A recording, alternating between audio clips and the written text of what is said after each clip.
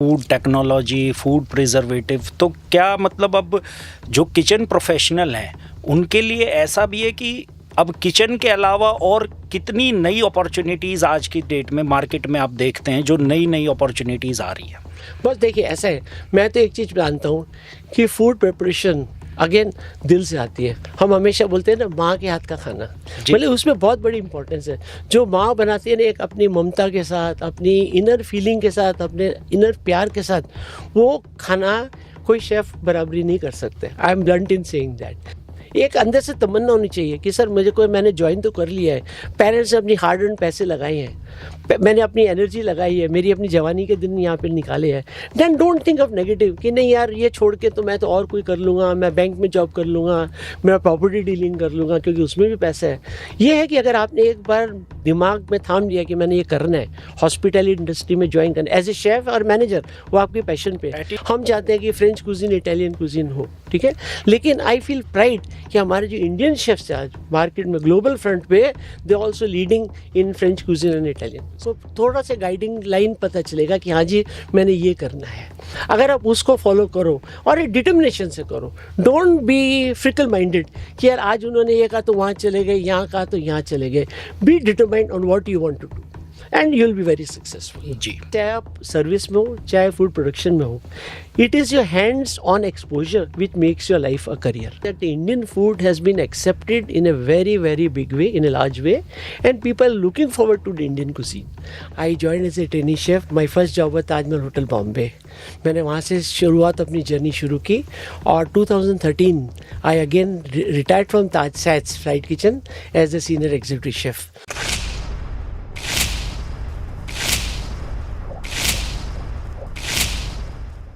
नमस्कार, मैं विकास, आप सभी का आईएचएम रोहतक की पॉडकास्ट सीरीज़ हॉस्पिटैलिटी की उड़ान में स्वागत करता हूं। आज हमारे साथ मौजूद हैं बहुत ही सीनियर सेलिब्रिटी शेफ़ अजय सूद। तो आज हम शेफ़ से बात करेंगे कि कैसे जो हमारे यंग एस्पिरेंट्स हैं वो होटल इंडस्ट्री में, स्पेशली किचन में, कैसे अपना अच्छा भविष्य बना सकते हैं। नमस्कार शेफ़। नमस्कार जी, नमस्कार। सबसे पहले आपका स्वागत है। Thank you very much. Chef, सबसे पहले हम जानना चाहेंगे, हाँ जी। एक ट्रेनी से लेके और एक सेलिब्रिटी शेफ तक का आपका सफ़र कैसा रहा? बस जी, मैं ये कह सकता हूँ कि आई वॉज ए ट्रेनी, जैसे आज मैंने कॉलेज में बच्चे देखे, I was a trainee of IHM Bombay और दिस वाज ईयर 1973 to 76। तो 76 के आगे I join as a trainee chef. My first job was Taj Mahal hotel Bombay. मैंने वहाँ से शुरुआत अपनी जर्नी शुरू की और 2013 I again retired from Taj SATS flight kitchen as a senior executive chef. और आज मैं गर्व से कह सकता हूँ कि मुझे इंडस्ट्री में लगभग पूरे एग्जैक्टली 50 ईयर्स हो गए हैं। शेफ़, एक बहुत लंबा समय आपको इंडस्ट्री में हो गया है, तो जो बच्चे सबसे पहले जो शेफ़्स बनना चाहते हैं तो उनके लिए सबसे प्रथम कड़ी कौन सी होती है? वो कैसे शेफ़ बनने की राह में अपना पहला कदम बढ़ाएं? बस इसके लिए मैं एक चीज़ कहूँगा, देखिए कोई भी चीज़ आप लाइफ में करते हो ना, मैं एक चीज़ जानता हूँ, जैसे हम थे तभी डिमांड्स कम थी, सप्लाईज कम थी, तो एक छोटा भेड़ बकरी चाल थी कि जी चार ने बोला केटरिंग तो हम केटरिंग चले गए, किसी ने कहा डिफेंस तो डिफेंस में चले गए। मैं ये कहूँगा कि आज की तारीख में अपॉर्चुनिटीज़ इतनी सारी है कि सबसे पहले तो बच्चा जब कॉलेज स्कूल से निकलता है, 12th में है, he should have some determination, एक पैशन होनी चाहिए। ये नहीं कि उसने आज देखा कि जी शेफ़ अजय सूद ने भाषण दिया है तो चलो जी शेफ़ बन जाए, ऐसा नहीं। Yes, you need a mentor, आपको एक गाइडिंग फोर्स चाहिए इंडस्ट्री में या कहीं अपने करियर में, लेकिन सबसे इंपॉर्टेंट चीज़ है पैशन। हर बच्चे में, लड़का हो लड़की हो, उसमें एक अंदर से उमंग होनी चाहिए, एक ज़ील होनी चाहिए कि जी मैंने ये करना है। अगर वो एक उस चीज़ को थाम ले कि जी मुझे शेफ़ बनना है, मान लो चलो आज मीडिया एक्सपोजर इतनी मिल रही है, you see so many celebrity chefs coming up in a big way, अच्छी उनकी ग्रोथ है, करियर ग्रोथ है, तो देख के डेफिनेटली आदमी इंस्पायर होता है कि अगर वो कर सकते तो मुझे भी ये करना है। लेकिन उसके लिए एक पैशन होना बड़ा ज़रूरी है। अगर पैशन है बच्चे में, लड़के या लड़की में, अगेन आई एम सेइंग, तो डेफिनेटली उसको हासिल करना मुश्किल नहीं है। जी। शेफ़, एक चीज़ रहती है कि जो भी जैसे अभी विद्यार्थी भी जैसे हमारे पास दाखिला लेते हैं और सीखते हैं, एक बड़ा कन्फ्यूज़न रहता है उनके बीच में कि मुझे अपनी स्पेशलाइज़ेशन, जैसे आपने बताया कि भई डिटर्मिनेशन होना चाहिए, मोटिवेशन होना चाहिए। उसके बाद जैसे ही छात्र आता है तो वो एक चीज़ में बड़ा कन्फ्यूज़ रहता है कि मेरी स्पेशलाइज़ेशन क्या हो? तो उसके लिए आपकी तरफ से क्या सुझाव है कि बस वो उसके लिए फिर मैं रिपीट करूँगा कि पैशन पैशन कहाँ से आता है? आपके विचार से। अगर आप जिस सर्कल में घूमते हो, आर्किटेक्ट्स है, इंजीनियर्स है, डॉक्टर्स है, शेफ्स है, आप जब उनके साथ मिलना-जुलना होता है तो आपकी एक माइंडसेट डेवलप होती है कि हाँ जी, मुझे मेरे में ये एक सॉर्ट ऑफ क्वालिटी है, मुझे ये करना है। It is linked to the passion. अगर आप एक बार उस चीज़ को आइडेंटिफ़ाई कर लें, हालाँकि let me tell you it is not very easy. अभी जैसे मैं बोल रहा हूँ आप आइडेंटिफ़ाई कर लो, बोलने में और करने में बहुत अंतर लगता है मुझे, क्योंकि I am linking to our training days. तभी तो मैंने जैसे कहा कि डिमांड्स भी कम थी, सप्लाइज़ भी कम थी, मेंटरशिप भी बहुत कम थी, हम जो हमको कोई अच्छी तरह एडवाइस करे। आज I feel pride in saying कि जो बच्चे कॉलेज में आ रहे हैं या कॉलेज से बाहर निकल रहे हैं, उनको बहुत सारी ड्राइविंग फोर्सेस मिलती है। मेरे जैसे और कई शेफ्स हैं, मैनेजर्स हैं, जनरल मैनेजर्स हैं ऑपरेशंस में, कि जो उनको गाइड कर सकते हैं कि जी आपने ये करना है, ये करना है, ये करना है। तो ये एक बड़ी इंपॉर्टेंट चीज़ है to have a mentorship also. लेकिन एट द सेम टाइम आप मेंटरशिप को सुनो, आप अपने आसपास देखो कि क्या हो रहा है, ठीक है? एंड योर इनर फीलिंग, एक आपके अंदर से जो उमंग है, ज़ील है, उन तीनों को आप क्लब करो, तो देखो आपको थोड़ा सा गाइडिंग लाइन पता चलेगा कि हाँ जी, मैंने ये करना है। अगर आप उसको फॉलो करो और एक डिटर्मिनेशन से करो, डोंट बी फिकल माइंडेड कि यार आज उन्होंने ये कहा तो वहाँ चले गए, यहाँ कहा तो यहाँ चले गए। Be determined on what you want to do and you will be very successful. जी।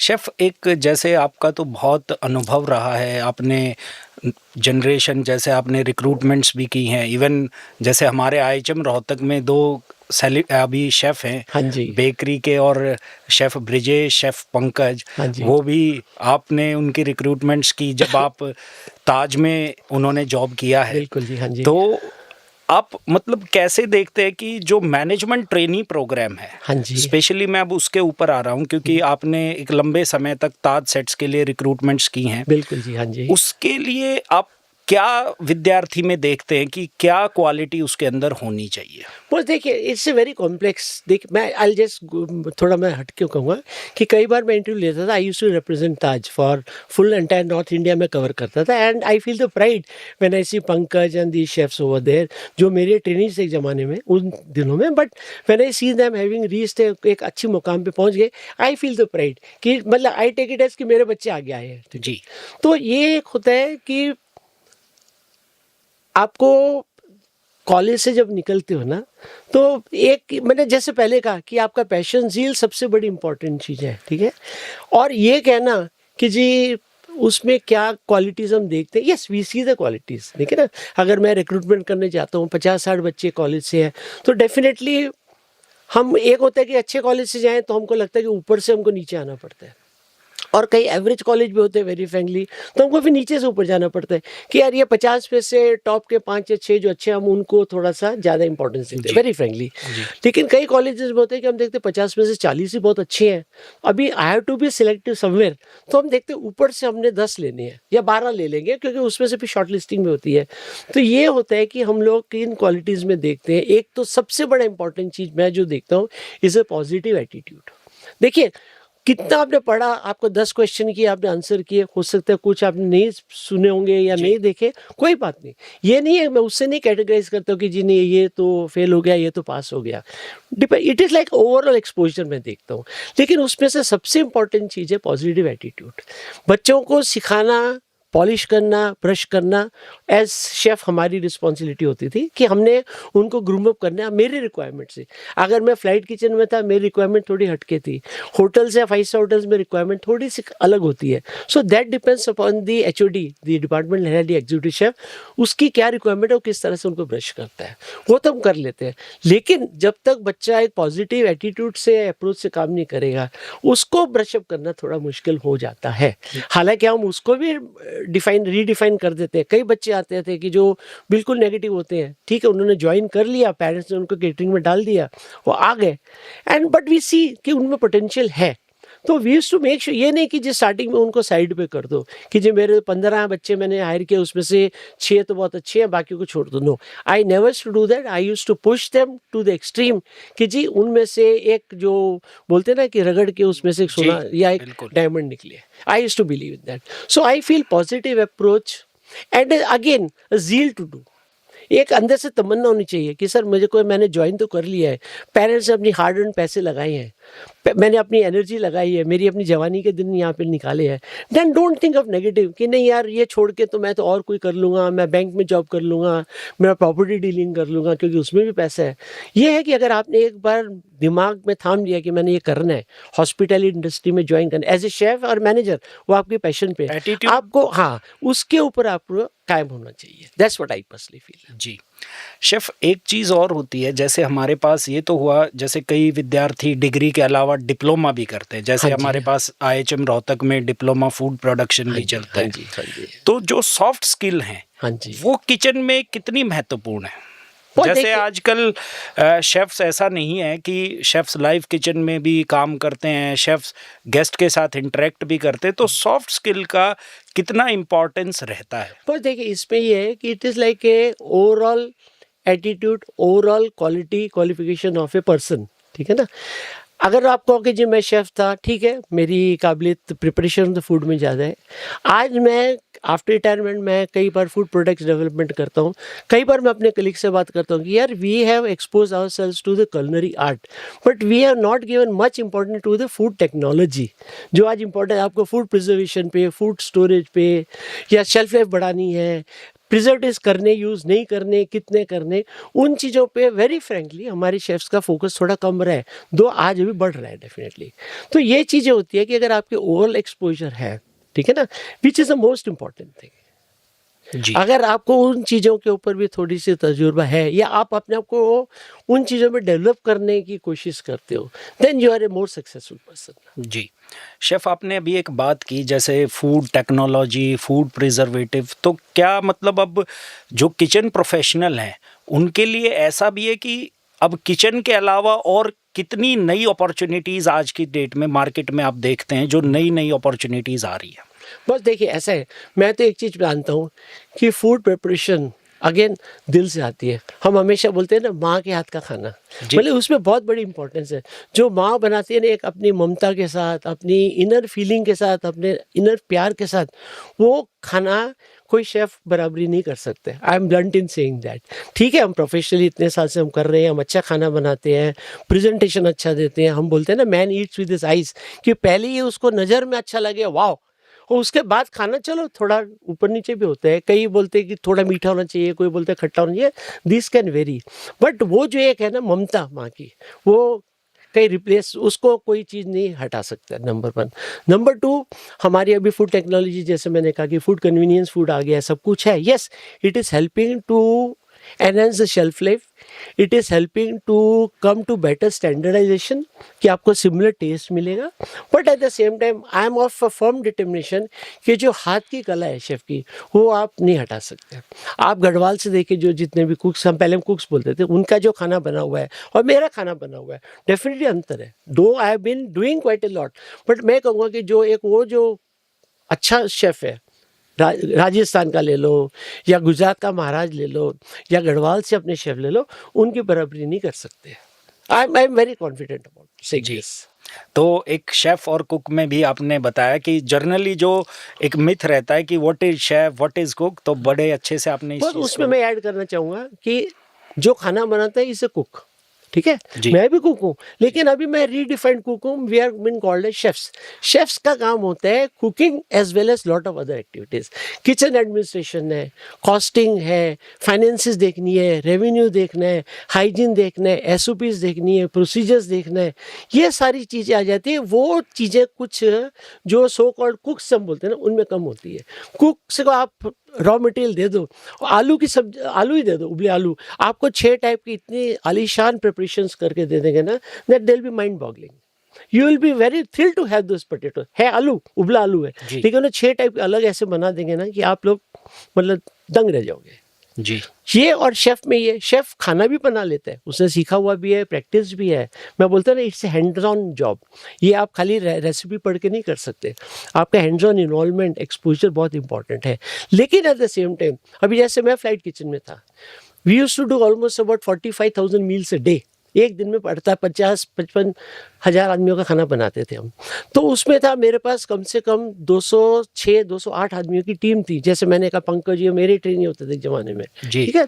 तो उनको हैंडल करना, इंडस्ट्रियल डिस्प्यूट्स, उनकी जो वेलफेयर है, and there was so much, purchasing ले लो, परचेजिंग की जो स्टैंडर्डाइजेशन है, रॉ प्रोडक्ट्स है, मेरी इन्वॉल्वमेंट होती थी उसके अंदर।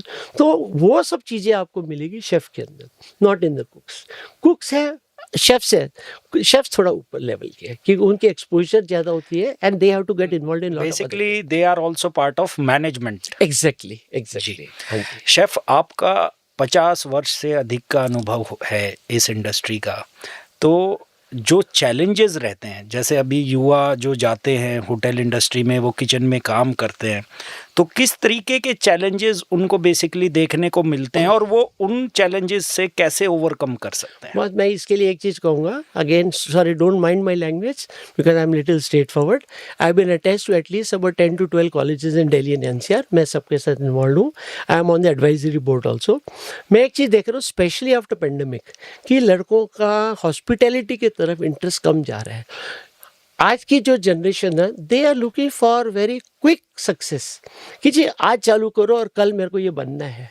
ये पॉसिबल नहीं होता है। देखो, कई चीज़ों में होता है कि you need to put in lot of effort, आपको टाइम डालना पड़ेगा, आपकी मेच्योरिटी भी काउंट करती है, आपका एक्सपोजर काउंट करता है, तो उसमें थोड़ा समय लगता है, ठीक है?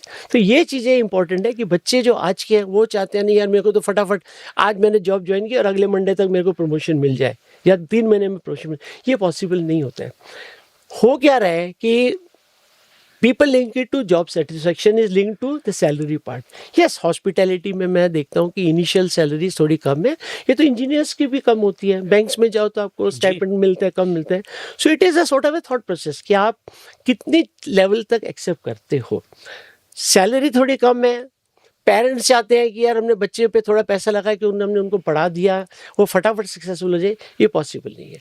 पेरेंट्स को चाहिए थोड़ा पेशेंस रखें, बच्चों को चाहिए, जो मैंने कहा कि पेशेंस के साथ साथ पैशन, ज़ील और डिज़ायर टू वर्क, ये तीनों चीज़ अगर आप इनको साथ में क्लब करो तो, और इसको चीज़ को आप फॉलो करो, you will be a successful person. जी। तो आपको थोड़ा टाइम तो देना पड़ेगा, आपको सीखना है। This is hands on job. मैं भी कॉलेज में जैसे बात कर रहा था कि आप प्रैक्टिकल्स कितने करते हो, आपको डेमोन्स्ट्रेशन दे देंगे या फिर टीवी शो देख लेंगे या आप यूट्यूब देख लेंगे, उससे आप शेफ नहीं बनोगे। आपको जब तक, एक सिंपल चीज़ मैंने कहा, आलू उबालने हैं, कितनी देर उबालने हैं, किस तरह से उबालने हैं, स्टीम से उबालने हैं, पानी में उबालने हैं, शैलो में उबालने हैं, ये चीज़ें भी एक टेक्नोलॉजी, एक टेक्निक्स है जो आपको सीखनी पड़ेगी। जी। अगर आप वो सीख लो और आप एक step, second step, third step जाएंगे, you will be a successful person. आज की तारीख में मैं गर्व से कह सकता हूँ कि we talk about French cuisine as a mother, ठीक है ना? हमारी इंडियन कुजीन तो बहुत आलीशान है, though unfortunately it is not been documented in the right way. हम चाहते हैं कि फ्रेंच कुजीन, इटालियन कुजीन हो, ठीक है?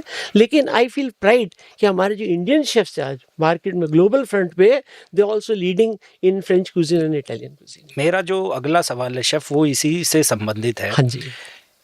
इंटरनेशनल क्यूजीन और Indian cuisine, which one is best to pursue the career? But देखिए, I am an Indian, okay? So obviously for me India is the best.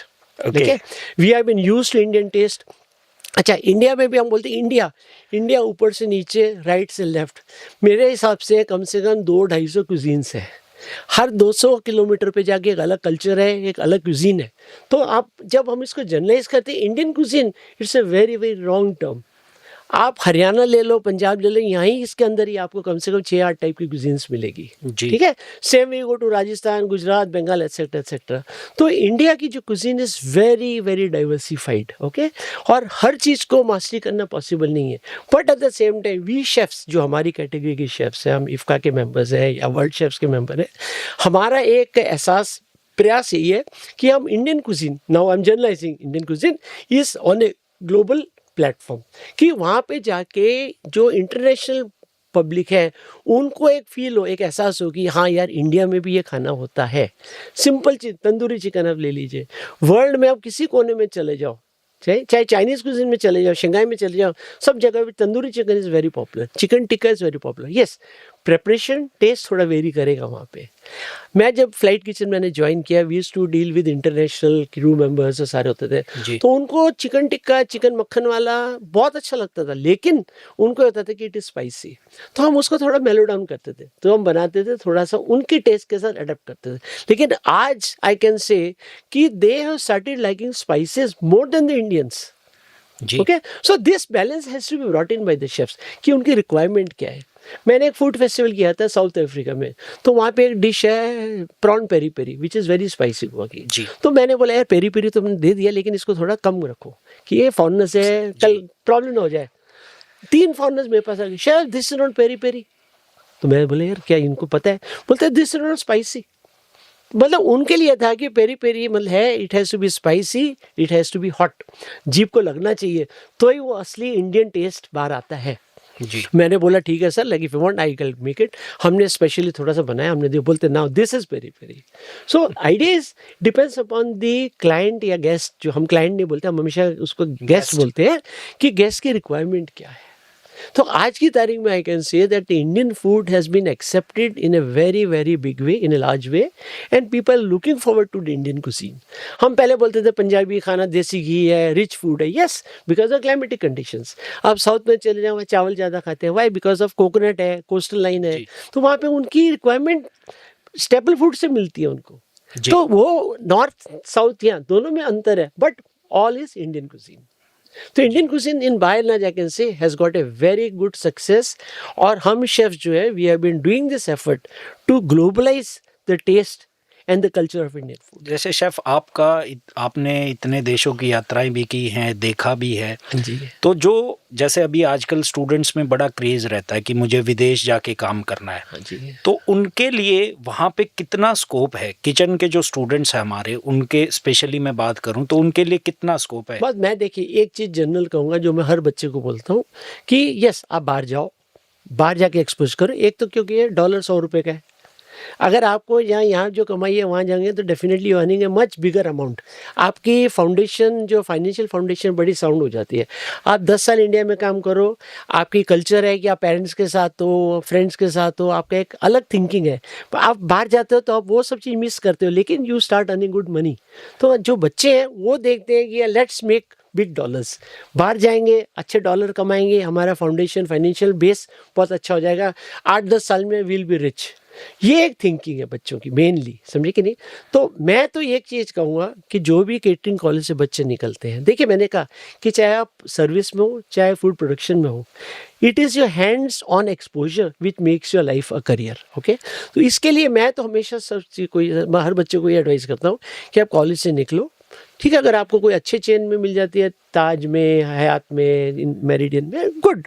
नहीं है तो भी ऐसा नहीं है कि बाकी होटल्स अच्छे नहीं है, काम तो आपको वही करना है, आपको एक्सपोजर पूरी मिलती है। मेरी थिंकिंग से है कि अगर आपको पहले बेस अपना पहले बनाओ, कॉलेज में क्या है, फैकल्टी और कैंपस क्या करता है, आपका फाउंडेशन बनाता है, जी। आपके प्लिंथ बना देते हैं, जी। उसके ऊपर की जो पहली 2 स्ट्रक्चर आपने खुद करनी है थ्रू योर एक्सपोजर। उसके आगे फिर एक बार आपने सीख लिया तो आप बढ़ते जाइए बढ़ते जाए बढ़ते जाए, and you will become executive chef और डायरेक्टर फूड प्रोडक्शन। लेकिन इसके लिए कि पहले 2 या 3 साल या 4 साल मैं तो कहूँगा आप इंडियन इंडस्ट्री में काम करो। आप देखिए ऐसे ट्रेनी बाहर जाते हो तो आपकी शुरुआत यहाँ से होती है, ऐसे आप जाते हो, लेकिन आप पहले 3 साल यहाँ कर लो तो आपकी ग्रोथ यहाँ जाएगी। तो आप ये देखो कि 6 साल के बाद आपका इतना अंतर हो जाएगा।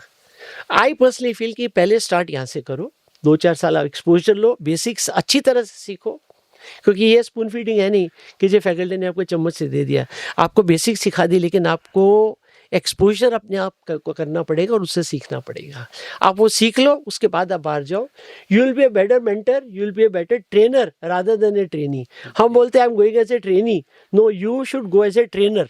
आप यहाँ से सीखे वहाँ जाइए और 6 आदमी को और सिखाइए वहाँ पे, and you will be well positioned. Chef, एक जैसे हम जिस क्षेत्र में बैठे हैं उस एरिया के बच्चों का बड़ा ड्रीम रहता है कि वो डिफेंस सर्विस या पैरामिलिट्री फोर्सेस इनमें भी जाएं, हाँ तो जी। क्या ऐसा ऑप्शन भी इन छात्रों के लिए है कि वो वहाँ जाके भी अपनी स्किल्स शो कर सके? Boss let me go back to my college days when I was doing my SSC, तभी 11 साल की होती थी।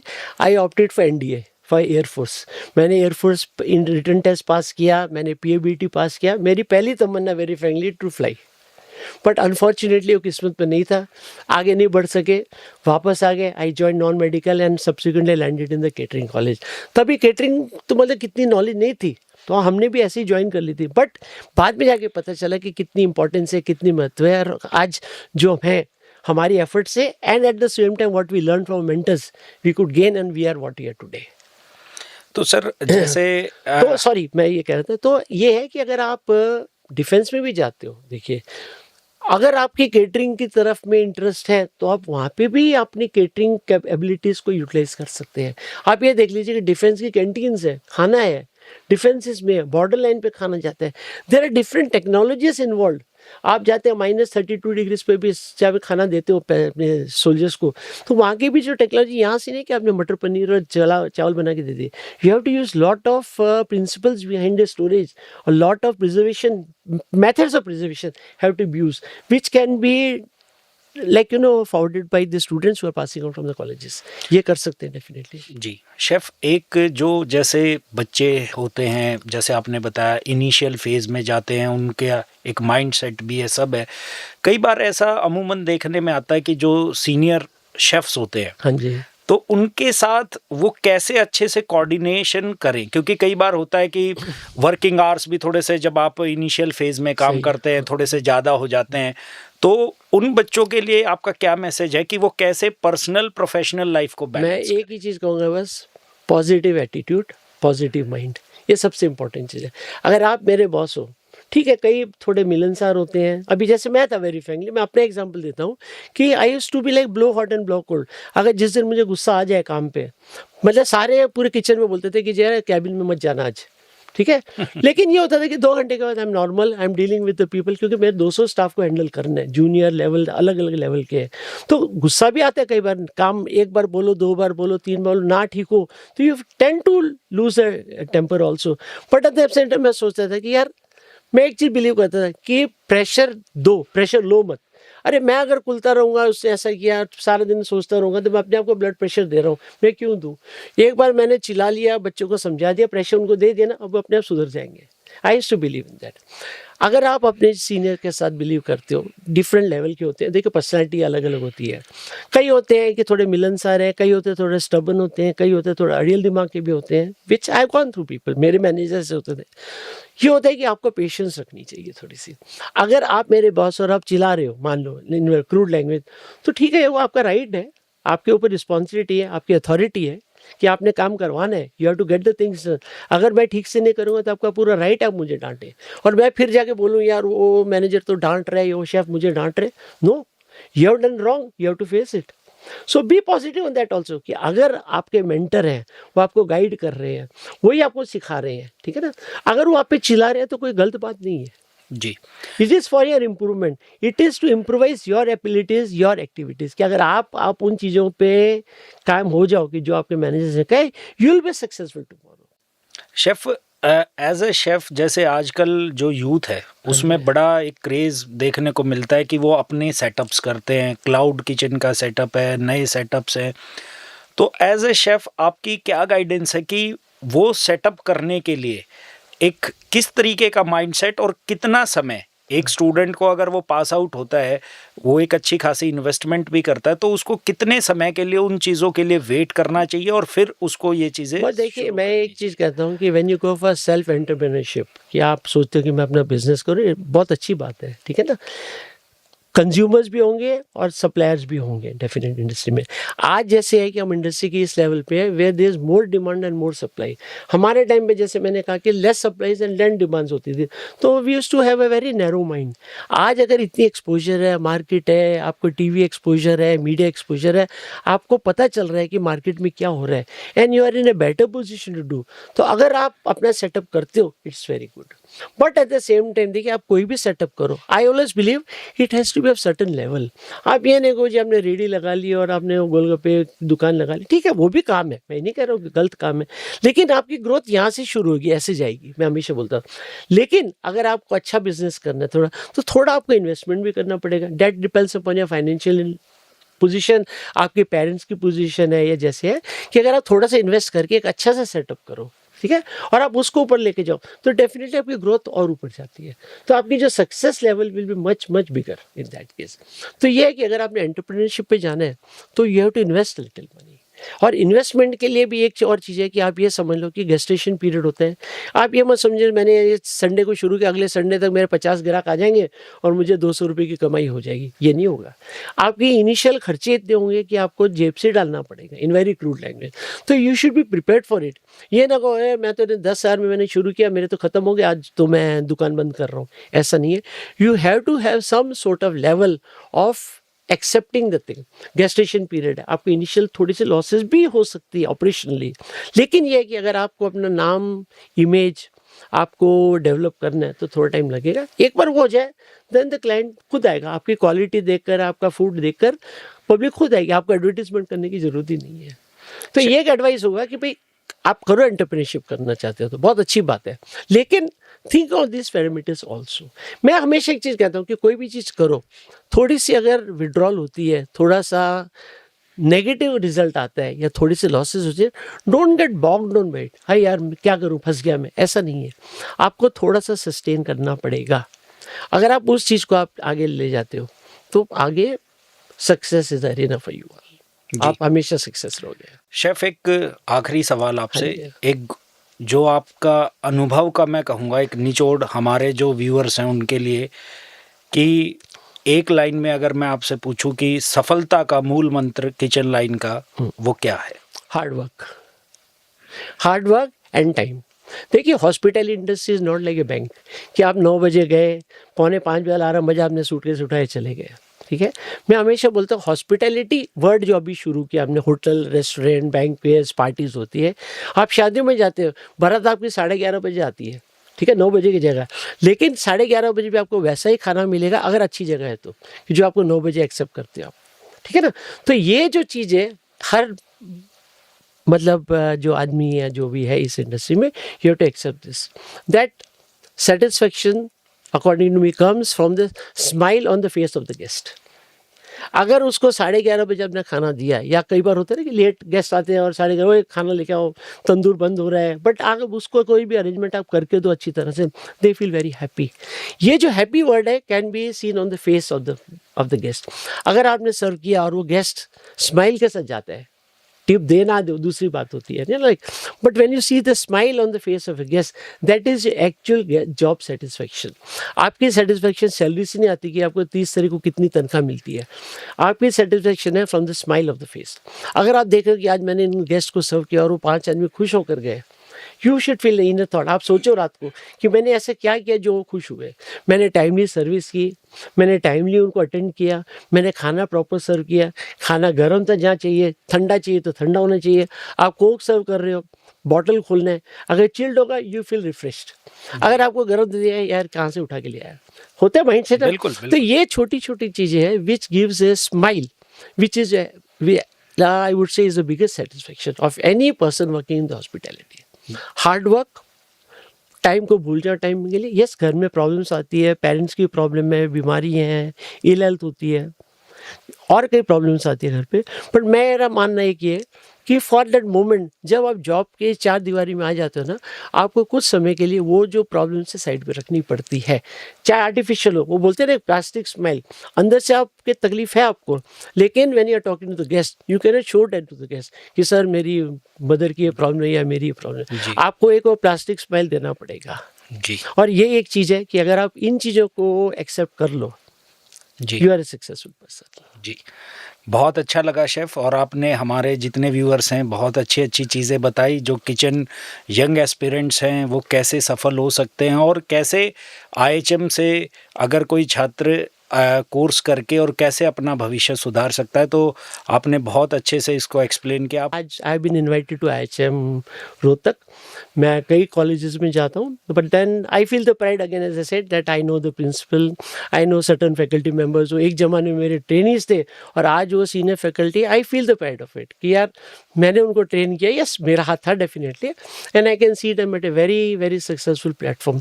आईएचएम रोहतक, चाहे I would say don't mind कि भाई Rohtak is not a A grade city आज डेफिनेटली बहुत ग्रोथ हो रही है, बहुत प्रॉस्पर हो रही है।